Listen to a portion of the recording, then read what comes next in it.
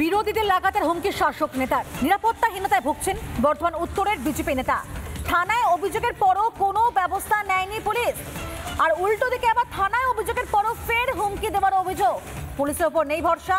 আদালতে দ্বারস্থ হয়েছেন বিজেপি নেতা সঞ্জয় দাস।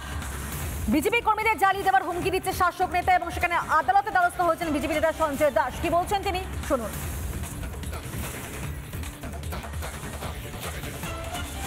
উত্তরের বিধায়ক, তৃণমূলের বিধায়ক নিশীথ কুমার মালিক প্রকাশ্য জনসভা থেকে বলছেন যে বিজেপির কর্মীদেরকে জ্বালিয়ে দেবো এসআইআর যদি একটি নামও বাতিল হয়।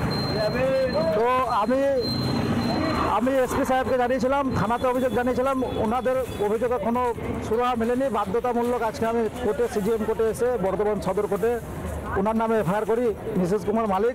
এবং আমাকে এলাকায় তৃণমূলের কার্যকর্তারা তুমুল ধমকানি দিচ্ছে, এলাকায় এসে চমকাচ্ছে এবং চট থাপ্পড়ও মার দিয়েছে আমাকে। তারপরে তৃণমূল কংগ্রেসের ব্লক প্রেসিডেন্ট মানস ভট্টাচার্য, শেখ জামাল অঞ্চল প্রেসিডেন্ট, তাদের নেতৃত্বে আমাকে মারধর করছে। বিজেপি নেতা সঞ্জয় দাস তিনি পরিষ্কার বলছেন যে লাগাতার শাসক নেতা হুমকি দিয়ে যাচ্ছে। গত 26শে অক্টোবরে বিজেপি নেতাকে হুমকি দেওয়া হয়েছিল শাসক নেতার তরফ থেকে। ঠিক কি হুমকি দেওয়া হয়েছিল শুনুন। এসআইআর নিয়ে আমাদের যদিও অতটা মাথা ব্যথা নেই। আমরা মমতা বন্দ্যোপাধ্যায় একটা জিনিস বলেছেন, তিনি যতদিন বেঁচে থাকবেন, এবং তিনি একটা কথা বলেছেন, আমরাও বলছি, যারা প্রকৃত ভোটার তাদের যদি একটা নামও বাদ যায় তাহলে কিন্তু আমাদের বর্ধমান উত্তর বিধানসভা, বর্ধমান 2 নম্বর ব্লকে আমরা কিন্তু প্রত্যেকটা বিজেপিকে ধরে ধরে আগুন জ্বালিয়ে দেবো। আমরা কিন্তু আমাদের সিদ্ধান্ত একটাই নিয়েছি। এটা কিন্তু আমরা কিন্তু পরিষ্কার বলতে চাই একটা কথা, যেটা হচ্ছে গিয়ে বিজেপি যেভাবে বাংলাকে কলুষিত করার চেষ্টা করে, আমি প্রত্যেককে বলবো যে আপনারা সজাগ থাকুন, সজাগ দৃষ্টি রাখুন এবং আমাদের কাজ আমরা করব। আমরা চাইব প্রত্যেকটা মানুষ যাদের ভোটাধিকার প্রয়োগ করতে পারে, তাদের একটা যেন নাগরিক ভোটাধিকার থেকে বাদ না যায়। শুনলেন আপনারা তৃণমূল বিধায়ক নিশীথ কুমার মালিক কি বলেছেন। গত 26শে অক্টোবর তিনি বলেছিলেন যে বিজেপি নেতা কর্মীদের জ্বালিয়ে দেওয়ার হুমকি দিয়েছেন, তাদের বাড়ি জ্বালিয়ে দেওয়ার হুমকি দিয়েছিলেন। তারপরে সেই বিজেপি নেতা আদালতে দ্বারস্থ হন। আর এই নিয়ে স্থানীয় তৃণমূল নেতৃত্ব বা কি বলছে শুনুন।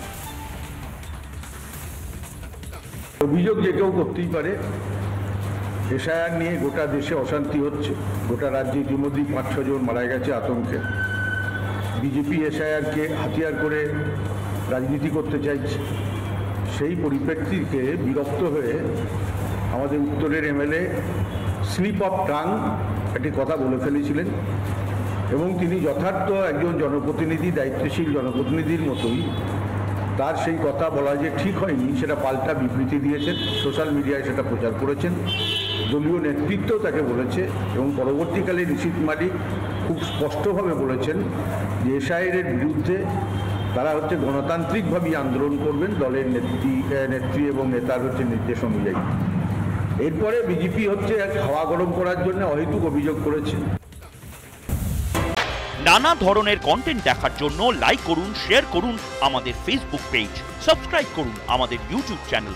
পাশাপাশি অন্যান্য ব্রেকিং নিউজের জন্য অবশ্যই চোখ রাখুন রিপাবলিক বাংলায়।